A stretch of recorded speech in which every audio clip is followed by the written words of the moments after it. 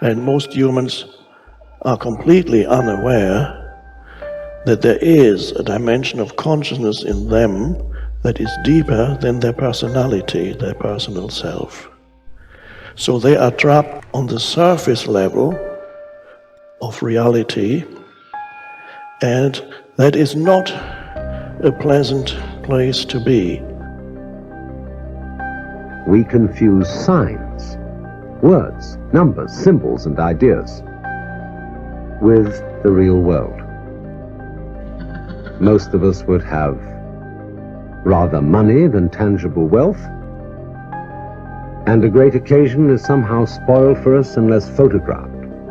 And to read about it the next day in the newspaper is oddly more fun for us than the original living. And all so-called civilized peoples have increasingly become crazy and self-destructive because through excessive thinking they have lost touch with reality.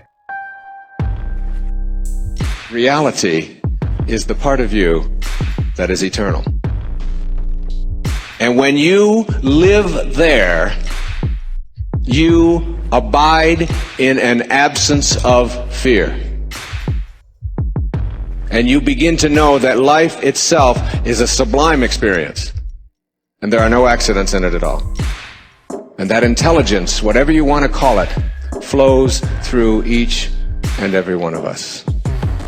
And the same intelligence that moves a star across the sky moves a thought across your mind.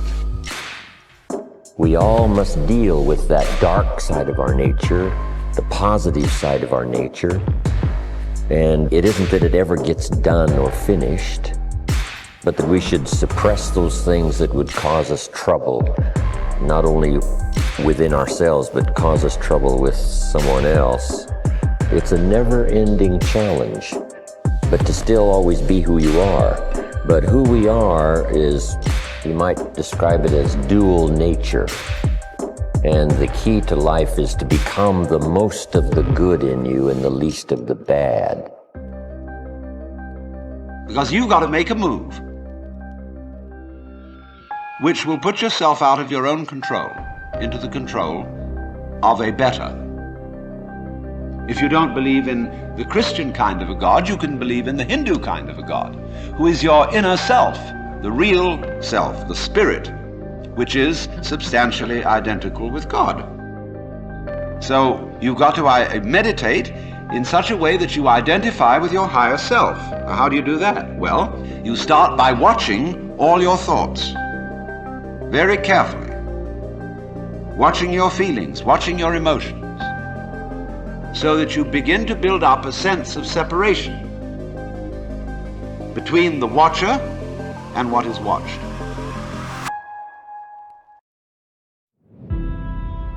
You cannot change conditions or circumstance. You don't have to let them control you. We can't control what's going on outside, but we can control what's going on inside. Unfortunately, I don't think many of us have been raised to really understand that. And it's a lack of understanding that's causing all our problems. We are the only creature on the planet that's totally disoriented in our environment. All the little squirrels, the birds, all the animals are completely at home in their environment. They blend in. You and I are totally disoriented in our environment. We've been given the mental faculties to create our own environment. However, we go right through school and we've never learned that. We have higher faculties, and the average person has no knowledge of how to operate with them. We have perception, the will, reason, imagination, memory, and intuition. Those mental faculties, they're not just words. They're actually mental faculties that we can use to take control over our world and to create the environment that we want. But unfortunately, we grow up, we don't know that. We've been raised to live through by what we see, hear, smell, taste, and touch. We've been raised to be controlled by what's going on outside. As little kids, will you listen to what I'm telling you? Will you look at this?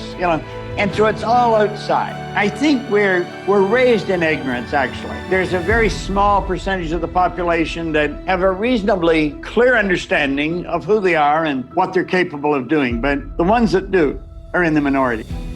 It's so important for people to remember that they're the creators of their lives instead of the victim of their lives. The victim is saying, I'm feeling this way because that person or that circumstance or I don't have any money is causing me to feel this way. That's my relationship with money. What that really means is I'm using my lack to reaffirm my dependency, my addiction, my conditioning. That's my relationship with money, is that I put my attention on money because I don't have it. Their relationship with money is, of course, built on lack. And so when they don't have it, they feel bad. What they're really saying is my outer environment, my reality is actually controlling the way I feel and the way I think. So Louis, why are you in a good mood today? Things are going good. Why are you in a bad mood? Things are going bad today. So this unconscious program of victimization is saying that we're allowing our environment to influence the way we feel and the way we think. Isn't that what victimization is? And the stronger the emotion we have to our lack, the more we put our attention on the fact that we don't have it. So then the person has forgotten that they're creating reality because what they're creating is lack. Okay, let's create from the field instead of from matter. Get a coherent heart, get a coherent brain,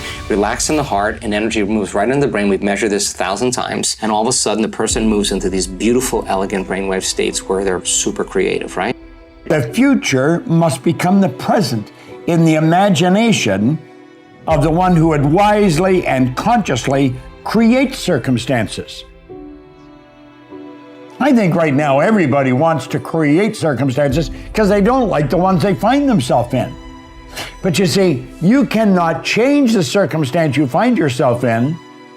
You can only change your perception of them. And when you do that, you change the circumstance. So we say here, the future must become the present in the imagination of the one who would wisely and consciously create circumstance. We must translate vision into being. Thinking of into thinking from. Imagination must center itself in some state and then view the world from that state. See yourself where we want to be and then be there. Thinking from the end is an intense perception of the world of fulfilled desire. That is so cool. Thinking from the end is an intense perception of the world of fulfilled desire. So what are we doing? We're building a goal, and then we see ourselves already having accomplished the goal. Thinking from the end is an intense perception of the world of fulfilled desire. Already got it. I don't have to get it, I've already got it. That's an intense perception of the world of fulfilled desire. In other words, you got it. It's here. Now think. Are you thinking from the end or are you thinking of the end? If you're thinking of the end, your thinking is way out there. If you're thinking from the end, you're part of it. See, the end result has already happened in our mind. We're created beings. We're God's highest form of creation. We can create in our consciousness the kind of person we want to be and then be that person. And that's what he said here. We must translate vision into being. So we don't just visualize it, we be it. The longer you're conscious of that energy, the more you draw that future to you. What does the synchronicity mean? It means whatever you're doing inside of you is producing that effect outside of you. Pay attention to what you did. Keep doing do more it again. Yeah. So generate a little bit more abundance. Just do it for an experiment. Now, when the synchronicity happens, do you think you feel suffering or do you think you feel a little excitement? You feel inspired, right? Mm-hmm. So then that synchronicity is saying, use this energy, use this feeling. It should be easier for you to feel this now and go back and do it again. Mm-hmm. Keep the experiment going. Then here comes the promotion, here comes the email, here comes the person you meet at the right time, right? Well, we have something happening here, and then that becomes the momentum, right? So then we generate abundance. That's how we do it. We generate abundance, right? So then if you have an hour meditation where you're tuning into your abundant future, but then you're spending the other 15 hours a day in lack, don't expect anything to change. You defaulted. Mm-hmm. You're back to the old energy. And if you say it's that person or that circumstance or that bank account, I'm going to say you're back to the unconscious program of being a victim, right? Mm-hmm. So then let's go a step further. If your personality creates your personal reality, and it does, and your personality is made up of how you think, how you act, and how you feel, then the present personality who's listening to this podcast has created the present personal reality called their life. Nothing big there. Which means if you want to change your personal reality, you're going to have to change your personality. Right. Nothing changes in your life until you change.